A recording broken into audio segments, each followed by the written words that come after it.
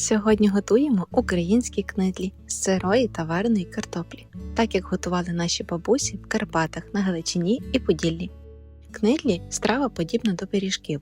Щоб зробити їх більш ситними, як заправку використовують підчеревину, смажену цибулю, шкварки, грибну підливу.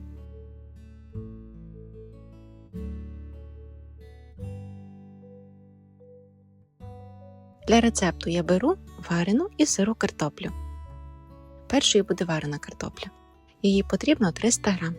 Відварюю заздалегідь і найкраще це зробити з вечора. Це додасть тісту пластичності. Але якщо не вдалося, то просто зачекай, поки вона охолоне. Потім очистити картоплю від шкірки і натерти на дрібній терці або розімнути в пюре. Картопля обов'язково має бути холодна, інакше тісто попливе. Далі сира картопля 500 г. Очищаю її від шкірки. І я підготувала відразу січастий мішок, щоб відразу витискати сік після натирання. Сюди натираю картоплю на найдрібнішій терці. Сиру картоплю я готую останньою, щоб вона не встигла сильно потемніти. Хоча це не впливає на смак, але лише на вигляд. Тепер добре відтискаю сік. Залишаю цей сік відстояти і зливаю рідину, а крохмаль можна повернути в масу. Або пізніше додати до води, у якій буду готувати. Тепер замішую тісто. Змішаю сиру і варену картоплю. Тут важливий баланс. Сира картопля дає смак, а варена – ніжність. Додаю 1 яйце, 1 чайну ложку солі, перець. Якщо картопля водяниста, тоді можна всипати ще 1 столову ложку манки. Також, якщо потрібно, додати ще крохмалю 3-4 столові ложки, теж якщо потрібно. Але я не додаю нічого, тому що я знаю, що в цій картоплі достатньо крохмалю. Важливо не забивати тісто крохмалем і манкою. Книдлі мають бути ніжними і не гумовими. Тісто має залишатися м'яким, трішки липким, але тримати форму. І зберігати тісто не потрібно, а варити відразу.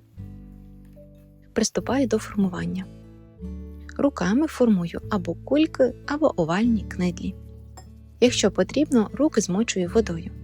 Але у мене вони зараз дуже добре тримають форму. Також на цьому етапі можна додати начинку. Це можуть бути шкварки, гриби, сир і навіть слива, як солодкий варіант. Або додати це все вже зверху, після приготування. Тепер буду відварювати книдлі. У великій кастрюлі ставлю кип'ятити воду. Сюди додаю крохмаль, який в мене залишився після натирання картоплі, і сіль. Чекаю, поки закипить. В цей самий час я поставила смажити цибулю і потім додам шкварки. Коли вода вскипіла, опускаю книдлі партіями. Вода не має сильно кипіти, лише легке бурління. Якщо не впевнена в картоплі, тоді краще 1 книдлю зварити на пробу. Якщо під час приготування ти бачиш, що книдля втрачає форму і стає кострубатою, тоді просто обваляй їх у крохмалі. Це збереже форму. Перемішую книдлі час від часу акуратно, щоб не пошкодити їх. Також каструлю не накриваю кришкою, інакше вони розкиснуть. Після того, як вони вспливуть на поверхню, варити потрібно ще 3-5 хвилин. Потім акуратно виймаю книдлі. І зверху посипаю шкварками з цибулею. Але можна урізноманітнювати сметану, грибну підливу або використовувати як гарнір для м'яса. А наступного дня, якщо книдлі залишаються, можна злегка обсмажити їх на маслі. Це дуже теж смачно. У мене з цієї кількості тіста вийшло 2 порції. Тож додавай улюблені начинки і щоразу пробуй в різних варіантах, наприклад, у солодких.